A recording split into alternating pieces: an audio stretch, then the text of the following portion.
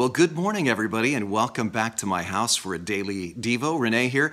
I'm going to do something a little bit different today. I want to play for you, rerun, the video testimonials that you saw if you were in church this weekend. Now, they come with a parental content advisory.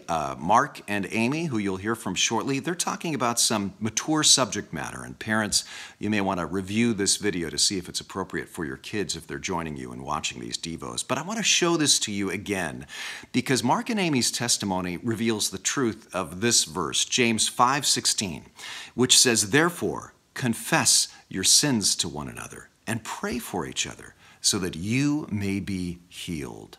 When you find close friends, a support or recovery group, some other place where you can be honest about your sins, about your struggles, that kind of rigorous honesty is such a blessing. So I want to encourage you to find a good friend or come to one of our recovery groups Monday nights, Thursday nights, Wednesday nights, and you can find healing. Listen to Mark and Amy, and I know you'll be inspired. I lived a secret life for many, many years in inappropriate sexual behavior based around pornography. I was a porn addict before I was married. For years, my wife didn't know what was going on, but ultimately the truth came out. She would have hopes that I was getting better and want me to be better. And I wanted to be better, and I lied to myself, telling her and myself that I was better, when in fact I was not. One of my denial beliefs was that I'm not hurting anyone. This is all done in privacy. But in the end, I couldn't deny the fact that I was hurting my wife. Ultimately, our relationship was at stake. And without me turning from this, I would not be married to the wonderful woman I am now. I fought under my own power for years, but always, with much shame, returned to my behaviors. I was always terrified of being rejected if I revealed my secret. The locker room is a very confidential community of men who understand our challenges. We get understanding, prayer, support, and absolutely no condemnation from our brothers. If I, with Christ's assistance, can overcome this addiction, any of us can. Nobody has to feel like they can't make it. We all can. We just have to choose to engage and not allow the shame to pull us back into it again. I started using drugs in my early 20s, and since then, I was off and running. I used needles, I baselined drugs from the start.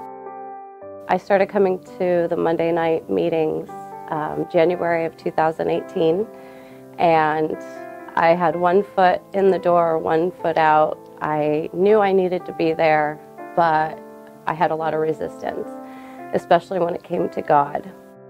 I grew up in a cult-like religion, and so basically anytime I thought of God, I thought of feeling guilty, feeling punished, judged, all of that. And so as I got older and my addictive personality came up more and more, and then so lots of personality traits that are frowned upon started to flare up as well, I just felt just very unloved by God, and I wanted nothing to do with him.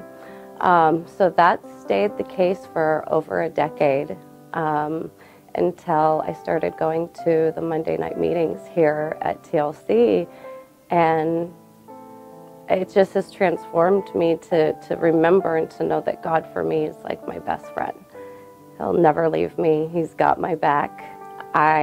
It's a personal relationship, as it should be for everybody. Until I was ready to look at myself and be honest with myself and want to get better, I couldn't. Every excuse in the book would come up, and I would find people, places, and things as my excuse to keep doing what I was doing. And finally it got to a point where I had had too much pain. I wanted a change, and so I became willing finally and decided to trust God. Monday nights have become my favorite hour of each week, and I don't miss it for anything. So I'm addicted to Monday nights now.